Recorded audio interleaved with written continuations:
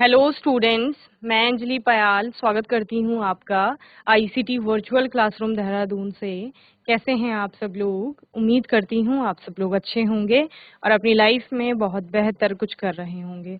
आज हम बात कर रहे हैं क्लास 11th की केमिस्ट्री की, और जैसे कि आपका न्यू सेशन स्टार्ट हो गया है और आप सभी को शुभकामनाएं। आप लोग 10th क्लास को पास करके 11th में आए हैं और केमिस्ट्री यानी रसायन विज्ञान, अभी तक आप लोग साइंस पढ़ते थे 10th तक, ठीक है। 11th में आपके अलग अलग ब्रांचेस हो जाती हैं साइंस की, जिसमें से एक रसायन विज्ञान है। रसायन विज्ञान में हम बहुत सारे चीज़ों के ऊपर बात करते हैं। मेनली हम मैटर के ऊपर बात करते हैं। पदार्थ है, पदार्थ किससे बना हुआ है, पदार्थ क्या है, उसके छोटे छोटे अवयवी घटक हैं, उसके क्लासिफिकेशन करेंगे। देन हम उसके अंतर्गत आने वाले यौगिकों की बात करते हैं, तत्वों की बात करते हैं, मिश्रणों की बात करते हैं। तो इस तरह से बहुत सारी चीजें आप पढ़ रहे हैं, यानी पदार्थ का संगठन देख रहे हैं। इसके अलावा रासायनिक अभिक्रियाएं यहाँ पर देखेंगे आप लोग कि कोई भी जो पदार्थ है वो अलग अलग परिस्थिति में किस तरह से बिहेव कर रहा है, या फिर जब वो किसी और के संपर्क में आ रहा है तो फिर वहां पर क्या हो रहा है, कौन कौन सी रासायनिक अभिक्रियाएं चल रही। जब आप किसी यौगिक की बात कर रहे हैं तो कोई यौगिक कैसे फॉर्म हो रहा है, फॉर्मेशन ऑफ कंपाउंड क्या है, वहां पर प्रोसीजर क्या है, मेथड क्या है, मेथड ऑफ प्रिपरेशन क्या है। इसके अलावा जब उस यौगिक को बनने में जो जो तत्व लगे हैं उन तत्वों के मध्य किस प्रकार का बॉन्ड बन रहा है, बंध बन रहा है, यानी टाइप्स ऑफ बॉन्डिंग, उसके बारे में हम लोग बात करेंगे। तो बहुत सारी चीजें यहाँ पर रसायन विज्ञान के अंतर्गत आप पढ़ते हैं। सबसे पहला जो फर्स्ट चैप्टर आपका यहाँ है, some basic concepts of chemistry, रसायन विज्ञान की कुछ मूलभूत अवधारणाएं। यानी रसायन विज्ञान से को पढ़ने से पहले जो चीजें अभी तक आप 10th में पढ़ चुके हैं उनको ही थोड़ा डीप में आप लोग केमिस्ट्री के आधार में पढ़ेंगे। तो आइए चलते हैं स्मार्ट बोर्ड की ओर और चैप्टर को स्टार्ट करते हैं। रसायन विज्ञान की कुछ मूलभूत अवधारणाएं, ठीक है ना। अब मूलभूत अवधारणाएं क्या क्या है, देखो मैंने बोला आप किसी भी चीज की बात कर रहे हैं, कोई भी वस्तु की बात कर रहे हैं, आपकी नोटबुक जिसमें आप नोट कर रहे हैं, आपकी बुक जिनसे आप पढ़ रहे हैं, आपके हाथ में जो पेन है, आपके आगे जो लगी हुई स्क्रीन है, जिस चेयर पे आप बैठे हैं, जिस डेस्क का आप यूज कर रहे हैं, वो सारी चीजें पदार्थ के अंतर्गत आती हैं, ठीक है ना। उनको क्या कहा जाता है? पदार्थ कहा जाता है। उनको पदार्थ क्यों कहा जाता है? पदार्थ इसलिए कहा जाता है क्योंकि पदार्थ वह है जो भी चीज स्थान घेर रही है, ठीक है ना। इस पूरे यूनिवर्स में जो स्पेस को ऑक्यूपाई कर रही है यानी स्थान घेर रही है, और इसके अतिरिक्त जिसमें भी आपका द्रव्यमान है, कुछ ना कुछ भार है, तो द्रव्यमान और आयतन जिसमें है वो सारी वस्तुएं, वो सारी चीजें आपकी पदार्थ की श्रेणी में आती हैं, तो उनको पदार्थ कहा जाता है, ठीक है ना। इसीलिए क्या कहा गया कि ये सारी चीजें आपकी क्या है? पदार्थ है, जो जो मैंने आपको बताई। अब पदार्थ की फिर हम फर्दर उसको क्लासिफाई करते हैं। एक हम उसकी फिजिकल क्लासिफिकेशन लेते हैं, भौतिक वर्गीकरण, और एक रासायनिक वर्गीकरण लेते हैं, ठीक है ना। भौतिक वर्गीकरण में हम उसकी भौतिक गुणों को देखते हैं, या आप बोल सकते हैं कि फिजिकली वो हमें देखने में कैसा लग रहा है, क्या क्या प्रॉपर्टीज है, उसके आधार पर हम उसको क्लासिफाई करते हैं। केमिकल क्लासिफिकेशन में हम पदार्थ को तोड़ करके देखेंगे कि वो किस चीज से मिलकर के बना हुआ है, ठीक है ना। तो फर्स्टली हम मैटर की बात करते हैं। मैटर यानी कि आपका पदार्थ, ठीक है। Anything which has mass and occupies space. Anything, कोई भी चीज जिसमें आयतन है या जो आयतन ग्रहण करती है, स्थान घेरती है जो, और जिसमें क्या है? मास यानी कि द्रव्यमान है, इज कॉल्ड मैटर। उसको क्या कहा जाता है? पदार्थ कहा जाता है। Okay, for example, book, pencil, water, air are composed of matter, as we know that they have mass and they occupy space, ठीक है ना। ये सारी चीजों को हम क्या बोल सकते हैं? मैटर बोल सकते हैं। ओके, क्यों बोल सकते हैं? क्योंकि इन सभी में क्या है? द्रव्यमान है, और वो स्थान भी ग्रहण करते हैं, ये स्थान घेरते हैं। Classification of matter, there are two ways of classifying the matter. First one is physical classification and the second one is chemical classification, ठीक है। हम दो तरीकों से आपका जो पदार्थ है उसको वर्गीकृत करते हैं। एक हमारा आता है फिजिकल क्लासिफिकेशन यानी भौतिक वर्गीकरण, और दूसरा आता है हमारा रासायनिक वर्गीकरण, ठीक है। सिंपल सी बात है, कोई भी वस्तु जिसमें द्रव्यमान है और जो स्थान घेरती है उसको पदार्थ कहा जाता है। ये लिखेंगे, एग्जाम्पल लिख लेंगे जो जो चीजें पदार्थ की हैं। उसके बाद क्लासिफिकेशन ऑफ मैटर में यानी वर्गीकरण में हमने क्या बोला?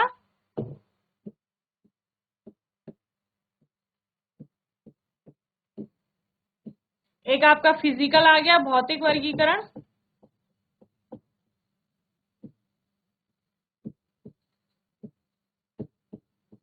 और दूसरा क्या आ गया, रासायनिक वर्गीकरण, केमिकल क्लासिफिकेशन। ओके, तो ये आपका कोई पदार्थ है, इस पदार्थ में क्या है, इसमें मास है, और साथ में आप क्या बोल रहे हो, देखो ये इतना स्थान ग्रहण कर रहा है, तो यानी इसमें आयतन आप बोलेंगे या वॉल्यूम। ठीक है, दोनों चीजें हैं, तो ये आपका किसकी श्रेणी में आएगी, पदार्थ की श्रेणी में आएगी। ओके, चलिए नोट कर लेंगे, फिर हम फिजिकल क्लासिफिकेशन पर बात करेंगे। जो लोग हिंदी में लिखते हैं वो लिख सकते हैं कि कोई भी वस्तु जिसमें द्रव्यमान है तथा जो स्थान घेरती है पदार्थ कहलाती है। चलिए नाउ फिजिकल क्लासिफिकेशन की बात करते हैं। भौतिक वर्गीकरण,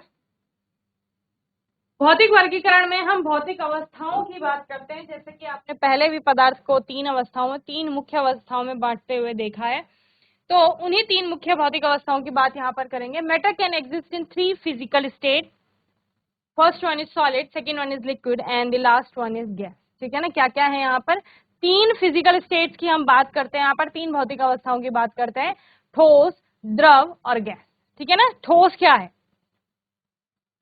वो वस्तु ठोस अवस्था में कहलाएगी जिसका आकार आयतन दोनों निश्चित होगा, जिसमें एक प्रकार की दृढ़ता होगी, बहने का गुण जिसमें नहीं देखा जाएगा, तो उसको क्या कहा जाएगा, आपका सॉलिड कहा जाएगा। Okay, the particles are held very close to each other in an orderly fashion and there is not much freedom of movement, characteristics of solids have definite volume and definite shape। क्या कहा गया यहाँ पर, जो ठोस होते हैं ना, उन ठोसों के कण, ये कण दिख रहे हैं, हर एक पदार्थ कणों से मिलकर के बना होगा, और वो कण बहुत पास पास होंगे जब वो पदार्थ आपका ठोस अवस्था में, देख रहे हो, एकदम क्लोजली पैक्ड है, एक ऑर्डरली, एक मैनर में है वहां पर। ठीक है, तो इसको ठोस कहा जा रहा है। इसके अलावा कैरेक्टरिस्टिक्स ऑफ सॉलिड्स में क्या कह रहे हैं, solids have definite volume and definite shape. आकार और आयतन जो होगा ठोसों का वो निश्चित होगा, और ये निश्चित आकार और आयतन भी किसके कारण है, लगभग आपका उन कणों के बीच में जो स्थान है उसके कारण है, तो स्थान बहुत कम है यहाँ पर। ठीक है ना, ठोस अवस्था में कणों के मध्य जो रिक्त स्थान होता है वो बहुत कम होता है, और जो उनके मध्य आकर्षण का बल होता है वो प्रबल प्रकृति का होता है। ओके, देन सेकेंड हम लिक्विड की बात करते हैं। लिक्विड में क्या दिख रहा है आपको, पार्टिकल्स के बीच में अब थोड़ा स्पेस आ गया है ठोस की तुलना में, यानी पार्टिकल एक दूसरे से थोड़ा दूर दूर चले गए, तो दूर दूर चले गए तो स्थान बढ़ गया है, रिक्त स्थान जो है वो ठोसों की अपेक्षा अधिक हो जाएगा कणों के मध्य, और कणों के मध्य का जो आकर्षण बल है वो थोड़ा दुर्बल प्रकृति का हो जाएगा ठोस की अपेक्षा। Okay, in liquid the particles are close to each other but can move around. Okay, क्या कहा गया है, पार्टिकल पास पास है लेकिन वो मूव अराउंड, यानी कि आपका मूव कर सकते हैं, घूम सकते हैं। एंड कैरेक्टरिस्टिक्स ऑफ लिक्विड में आप बात करते हैं, liquids have definite volume but not definite shape. Volume इनका डेफिनिट है, आयतन इनका निश्चित है। जैसे 1 लीटर पानी है ना, उस 1 लीटर पानी को 1 लीटर की बोतल में डालो, उसको फुल कर देगी। 2 लीटर की बोतल में डालो तो उसको हाफ फिल करेगी, है ना। 4 लीटर में डालोगे तो और कम आपका फिल करेगी। बहुत बड़े टैंक में डाल दोगे तो बहुत कम स्थान घेरेगी, लेकिन घेरेगी कितना, 1 लीटर आयतन।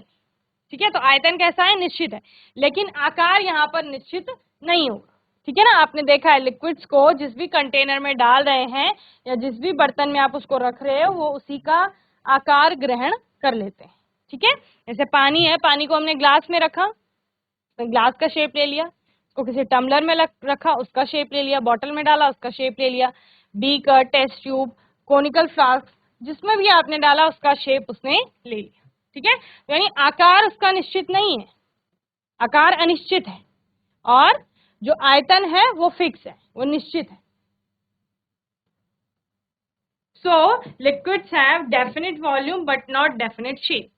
थर्ड है आपका गैसेस स्टेट की हम बात करते हैं, गैसेस। तो गैस स्टेट में आपका क्या होगा, पार्टिकल जो है वो और दूर चले जाएंगे और मूवमेंट होगा, फ्रीली मूव करेंगे इधर उधर। रैंडम मूवमेंट गैसेस के पार्टिकल में आपको देखने को मिलता है, यानी वो कहीं कहीं आपका इधर उधर जा रहे होते हैं। क्यों? क्योंकि काइनेटिक एनर्जी बहुत ज्यादा है और इनका आकार और आयतन दोनों ही अनिश्चित होता है, ठीक है ना। यानी जिस भी वेसल में डाल रहे हैं उसका पूरा आयतन ये ग्रहण कर लेते हैं। अगर छोटे से बॉक्स में डाला है तो उसको पूरा भरेंगे, अगर उसी छोटे बॉक्स से गैस को किसी बड़े बॉक्स में ट्रांसफर किया है तो उसका भी ये पूरा आयतन ग्रहण कर लेते हैं। और आकार तो इनका अनिश्चित ही है, यानी जिस भी वेसल में डाल रहे हैं उसी का आकार आपका ग्रहण कर रहे हैं। Okay. In gases, the particles are far apart as compared to those present in solid and liquid states. Their movement is easy and fast. ठीक है ना, उनका मूवमेंट क्या है, आसान है और तेज है, तीव्र है। और ये क्यों हो रहा है? क्योंकि काइनेटिक एनर्जी बहुत ज्यादा है।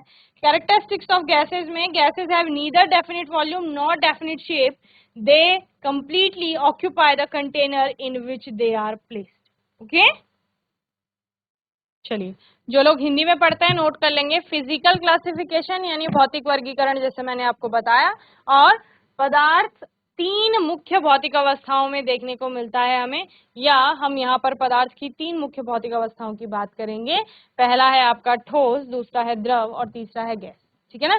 ठोस के बारे में हमने क्या लिखा कि पार्टिकल्स जो हैं वो क्लोजली पैक्ड हैं, यानी कि ठोस अवस्था में पदार्थ के कण बहुत पास पास होते हैं। इनके मध्य रिक्त स्थान बहुत कम होता है, जिसको अंतरा आणविक स्थान भी कहा जाता है। और यहाँ पर हमें ठोसों का आकार और आयतन दोनों ही निश्चित दिखता है, ठीक है ना। वहीं जो दूसरी आपकी अवस्था है गैसीय अवस्था, उस अवस्था दूसरी जो आपकी अवस्था है द्रव अवस्था, उसमें पदार्थ के जो कण होते हैं वो थोड़ा दूर दूर आपके स्थित होते हैं। फ्री मूवमेंट उनमें देखने को मिलता है, यानी वो थोड़ा मूव करते हैं वहां पर। इसके अलावा आप कहते हैं कि इनका आकार जो है वो अनिश्चित होता है, लेकिन आयतन इनका निश्चित होता है, ठीक है ना। जबकि गैसीय अवस्था में आकार और आयतन दोनों ही अनिश्चित होते हैं।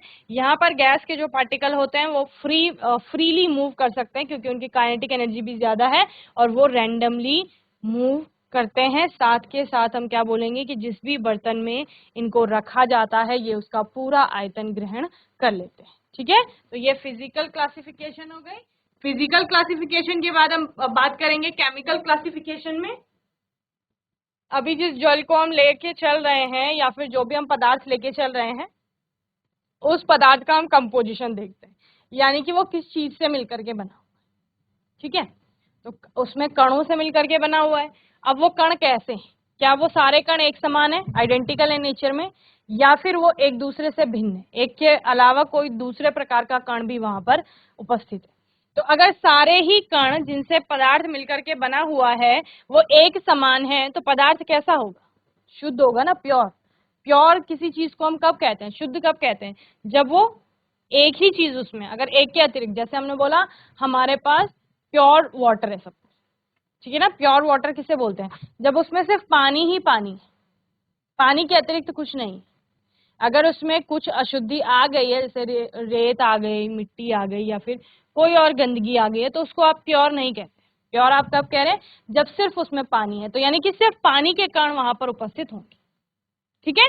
तो उसी प्रकार से हमने जब हम केमिकल क्लासिफिकेशन देखते हैं पदार्थ की, तो पदार्थ को हमने तोड़कर देखा, उसका संगठन देखा कि वो किस चीज से मिलकर के बना हुआ है। अगर वो एक समान कणों से मिलकर के बना हुआ है तो उसको हम प्योर सब्सटेंस कहेंगे, ठीक है। केमिकल क्लासिफिकेशन में जिन पदार्थों में हमें एक समान कण दिखाई दे रहे हैं उनको कहा जाता है प्योर सब्सटेंस, एंड जिनमें हमें एक कण के अतिरिक्त दूसरा कोई कण दिखाई दे रहा है, यानी कि कोई अशुद्धि आ रही है या कोई दूसरा कण वहां पर उपस्थित है, तो उसको अशुद्ध पदार्थ यानी इम्प्योर सब्सटेंस या फिर मिक्सचर या मिश्रण कहा जाता है, ठीक है। तो केमिकली जब हम क्लासिफाई करते हैं मैटर को, यानी रासायनिक वर्गीकरण जब हम पदार्थ का देखते हैं, तो पदार्थ को दो तरह से यहाँ पर बांटा जाता है, एक शुद्ध पदार्थ में तथा दूसरा मिश्रण में। Okay, so based upon the composition, किस पर? संगठन क्या है उसका, यानी कि वो बना किस चीज से? कणों से बना है। मैम आपने पहले बोला कि कणों से बना है, लेकिन वो कण किस प्रकार के? क्या वो एक समान है या फिर एक के अतिरिक्त वहां पर दूसरा कण भी उपस्थित है? So based upon the composition, matter can be divided into two main types. कितने भागों में वर्गीकृत करोगे? दो में विभाजित करोगे। दो क्या है? एक आपका प्योर सब्सटेंस है, शुद्ध पदार्थ, और दूसरा आपका क्या होगा? मिक्सचर यानी कि मिश्रण, और इसे ही आप अशुद्ध पदार्थ भी कहते हैं। ठीक है। सो प्योर सब्सटेंस क्या है? A pure substance may be defined as a single substance or matter which cannot be separated by simple physical method. क्या कहा गया? प्योर सब्सटेंस एक ऐसा मैटर है, ऐसा पदार्थ है जिसको हम विभाजित नहीं कर पा रहे हैं उसके कंपोजिशन, है ना। उसके कंपोजिशन का क्या मतलब है? जैसे मैं पानी की बात कर रही हूँ, ठीक है, हमारे पास सपोज क्या है? पानी है, ये जल है हमारे पास, H2O है। अब इसमें सारे कण किसके हैं? जल के, ये जल के कण है।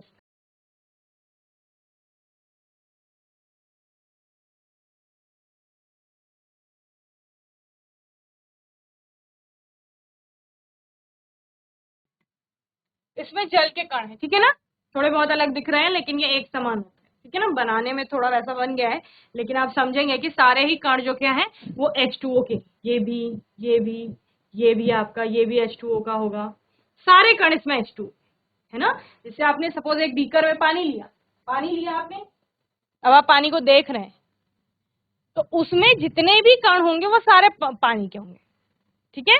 तो अब आप उसको विभाजित कीजिए, तो उसके कंपोनेंट में विभाजित कर पाएंगे, क्यों? क्योंकि सारे कण तो H2O के ही हैं, तो अलग अलग नहीं कर पाएंगे क्योंकि सारे कण आइडेंटिकल है नीचे, समझ रहे हैं। तो इसी प्रकार से प्योर सब्सटेंस क्या है? Pure substance may be defined as a single substance, उसको एकल पदार्थ के रूप में आप कह सकते हो, which can not be separated by simple physical method, जिसको कि आप सिंपल फिजिकल मेथड क्या क्या होते थे आपके? क्या आपने छान दिया, आपने डिकेंटेशन कर दिया, आपने वहां पर फिल्ट्रेशन का प्रयोग कर दिया, या फिर और भी बहुत सारे फिजिकल मेथड्स होते थे जिनका आप प्रयोग करते थे मैटर में जो अलग अलग पार्टिकल है उनको सेपरेट करने के लिए। इवेपोरेशन हो गया, तो उसमें नहीं हो पा रहा है, सेपरेट नहीं हो पा रहा है, वो अपने अलग अलग जो उसके क्या है अवयव है वहां पर, कॉम्पोनेंट है।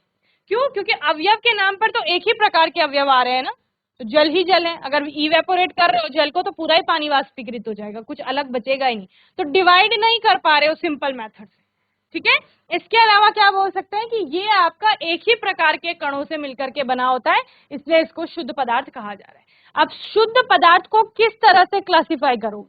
फर्दर क्लासिफिकेशन में जाओगे, क्योंकि एक समान कण है लेकिन कहीं कहीं वो एक समान कण अणु हो सकते हैं और कहीं कहीं क्या हो सकते हैं? परमाणु हो सकते हैं, ठीक है।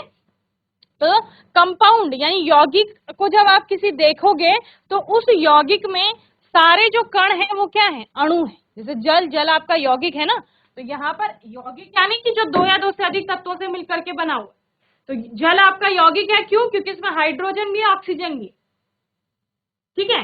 और अगर हम एक पर्टिकुलर कण की बात कर रहे हैं कि जल का एक कण है, तो कण से मतलब जल के अणु से है, यानी एक H2O की बात हो रही है। ये एक H2O है, इसी प्रकार से ये दूसरा H2O हो जाएगा, ये अणु है उसकी, ये तीसरा हो जाएगा, ये चौथा। तो इस तरह से हम अलग अलग अणुओं की बात कर रहे हैं। तो यौगिक के केस में यौगिक जो होता है वो एक समान अणुओं से मिलकर के बना होता है, ठीक है। यानी जल का जो एक अणु है H2O और उसका कोई दूसरा अणु होगा H2O, वो दोनों समान होंगे। समान किस किस रूप में? अगर हम उनकी केमिकल प्रॉपर्टीज देखें तो वो भी समान है। जिस प्रकार से ये वाला H2O रिएक्ट करेगा किसी चीज से, उसी प्रकार से ये वाला भी करेगा। इसका जितना द्रव्यमान होगा उतना ही इसका ही द्रव्यमान होगा अणु का, ठीक है। और जितना जैसी बॉन्डिंग इस वाले H2O में दिख रही है वैसी इस प्रकार में होगी, तो दोनों कैसे? आइडेंटिकल, इसलिए प्योर सब्सटेंस में पढ़ रहे हैं। लेकिन अणु है, ठीक है, अणु अणु मिलकर के आपका क्या बना रहे हैं? यौगिक बना रहे हैं, ठीक है। या यौगिक जो है उसकी एक इकाई के रूप में आप किसको देखते हैं? अणु को देखते हैं। उसी प्रकार से जब आप किसी तत्व की बात करते हैं, अगर सपोज आपने यहाँ पर लोहा ले लिया, ये कोई लोहे की ईंट बना लिया आपने, बॉक्स बना लिया है, या कुछ भी इस प्रकार से लोहा ले लिया आपने थोड़ा सा, ठीक है ना। तो वो लोहा जो है, आयन की जो आप बात कर रहे हैं, वो किससे मिलकर के बना हुआ? पदार्थ है आपका, स्थान घेर रहा है, आयतन है उसमें, इसके अलावा द्रव्यमान है, तो पदार्थ है। अब वो पदार्थ किससे मिलकर के बना हुआ है? आपने बोला मैम हमने पढ़ा है कि पदार्थ जो होता है वो कणों से मिलकर के बना होता है, ठीक है, तो ये भी कणों से मिलकर के बना हुआ है। लेकिन यहां पर जो इसकी बनने वाली इकाई है वो क्या हो जाएगी? परमाणु हो जाएगी, ठीक है। तो कोई भी जो पदार्थ है, जो तत्व आप जिसे कह रहे हैं, वो आपका परमाणु से मिलकर के बना हुआ है। किसी किसी तत्व के केस में आप अणु भी बोलते हैं, ठीक है। तो इस प्रकार से जब आप प्योर सब्सटेंस को क्लासिफाई करेंगे तो एक आपका एलिमेंट आएगा और दूसरा आपका क्या आएगा? कंपाउंड आएगा, ठीक है। कंपाउंड जो है वो एक समान अणुओं से मिलकर के बने हुए हैं, जबकि एलिमेंट के केस में आप क्या बोल रहे हैं? ये एक समान आपके परमाणुओं से मिलकर के बने हुए हैं, साथ में कहीं कहीं पर आप अणु भी लिखते हैं, ठीक है ना। सो element, an element consists of only one type of particles. These particles may be atoms or molecules. For example, sodium, copper, silver, hydrogen, oxygen, iron, etc. Okay, are some example of elements. They all contain atoms of one type. However, atoms of different elements are different in nature. Some elements such as sodium or copper contain single atoms held together as their constituent particles, whereas in some other two or more atoms combine to give molecules of the element. Thus, hydrogen. Atoms और molecule दोनों क्यों बोला? क्योंकि देखो, जैसे sodium की बात कर रहे हैं, कॉपर की बात कर रहे हैं, तो इसमें एक ही एटम है, तो आप बोल सकते हो कि ये तत्व जो है वो एटम से मिलकर के बना हुआ है, एक समान एटम, ठीक है ना। वहीं अगर आप हाइड्रोजन की बात करें तो हाइड्रोजन में H2 देखने को मिलता है, यानी दो एटम एक साथ मिलकर के मॉलिक्यूल बना रहे हैं, तो वहां पर एक समान अणुओं की बात आप लोग करते हैं। ओके, चलिए, तो इस तरह से आपने प्योर सब्सटेंस को, एलिमेंट्स और कंपाउंड को आप लोग होमवर्क में देख लेंगे, फिर आने वाले सेशन में हम इस पर बात। तो बच्चों, मैं उम्मीद करती हूँ आज का सेशन आप सभी को अच्छे से समझ में आया होगा। आज के इस सेशन में हमने चैप्टर 1 आपका स्टार्ट किया है, some basic concepts of chemistry, और जिसमें हम लोगों ने मैटर के बारे में पढ़ा, उसकी क्लासिफिकेशन देखी, फिजिकली और केमिकली उसको क्लासीफाई किया, और आने वाले सेशन में हम कुछ और नए टॉपिक्स पर बात करेंगे। यहाँ तक चैप्टर को अच्छे से रिवाइज कर लेंगे, कोई डाउट होगा, क्वेश्चन होगा, आने वाले सेशन में आप लोग पूछ लेंगे। और तब तक के लिए ICT वर्चुअल क्लासरूम से जुड़ने के लिए धन्यवाद।